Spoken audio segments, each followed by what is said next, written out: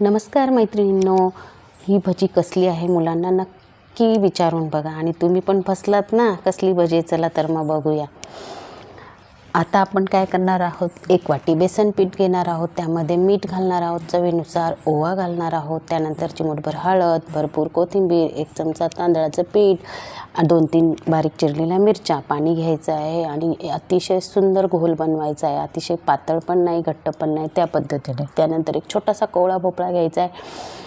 याच्या साहाय्याने ती किसणीने किसून घ्यायचे आहेत, स्लायसेस करून घ्यायचे आहेत. अशा प्रकारे पातळ स्लायसेस करायचे, ते बुडवायचे पिठामध्ये आणि छान कुरकुरीत अशी भजी तळून घ्यायची.